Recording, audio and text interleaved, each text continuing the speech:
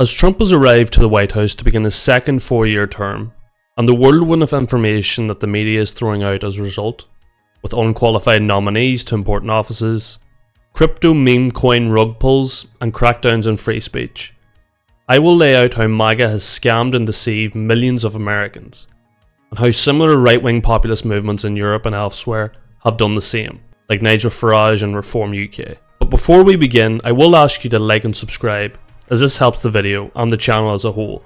Thanks. Now, Donald Trump didn't create this nativist, anti-elite, anti-intellectual movement from thin air that arose from the American heartland. There's examples such as Ross Perot and Patrick Buchanan's run in 1992 that demonstrate this. Now, it's worth pointing out that NAFTA did hurt the forgotten Americans, and Obama did leave many wanting more or were downright disappointed that his 2008 message of hope and change never materialized.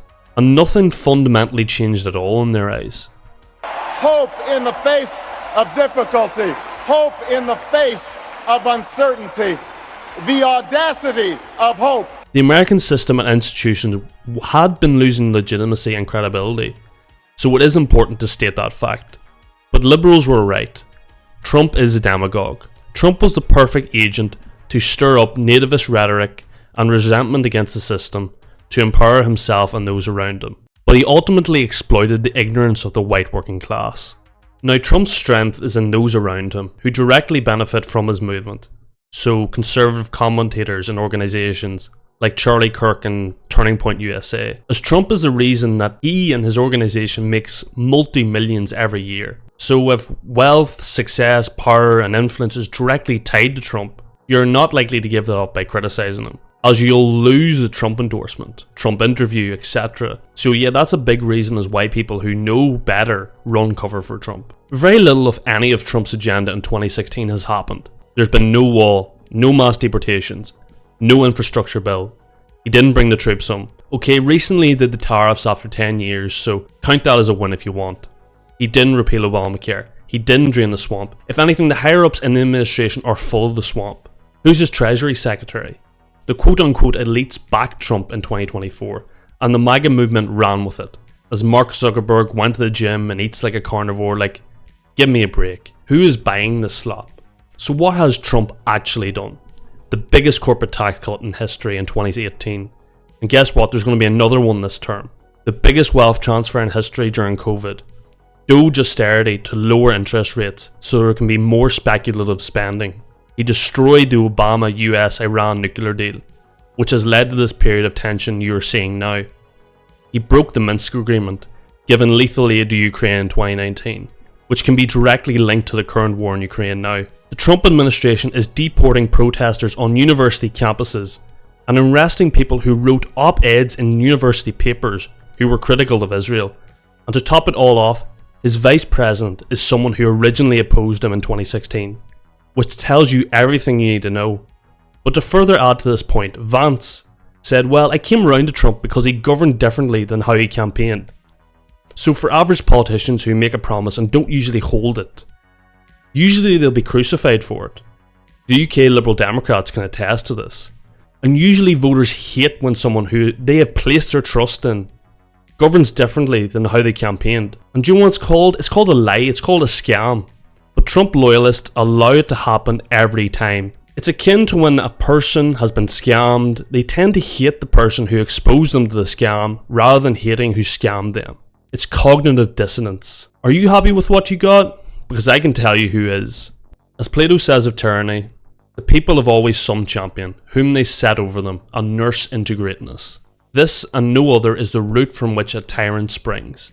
When he first appears above the ground, he is a protector, having a mob entirely at his disposal. He is not restrained from shedding the blood of kinsmen.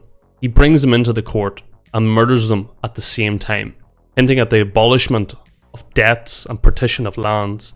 After a while he is driven out, but comes back, in spite of his enemies, a tyrant full grown. Unquote. Farage was the exact same, but for the UK. Years of doing the exact same as Trump, drumming up the same resentment of the system, which they felt abandoned them. And again, the movement is centred around him. UKIP, he left that as Tommy Robinson was starting to eclipse Nigel, as his shine began to wear, so he burnt that down. And he did the same to Rupert Lowe in 2025. Trump was sold not as a politician, but he is. He knows exactly what to say to manipulate and contort his followers to believe his every word, even when it is against what he originally said. So his followers will do mental gymnastics to justify his position. It's 4D chess, trust the plan.